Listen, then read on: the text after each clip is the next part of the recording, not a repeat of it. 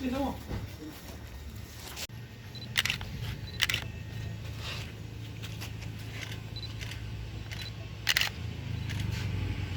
tiga. Saya Michael Ridianto Kurniawan selaku Ketua Asrama Maluku Jalan Beribis, Kecamatan Maluku, Kota Makassar, mengucapkan terima kasih kepada Direktorat Intelkam Polda Sulsel yang telah berbagi berupa paket sembako dalam suasana pandemi COVID-19. Kami mendukung pemerintah dalam pelaksanaan PSBB di Kota Makassar. Terima kasih.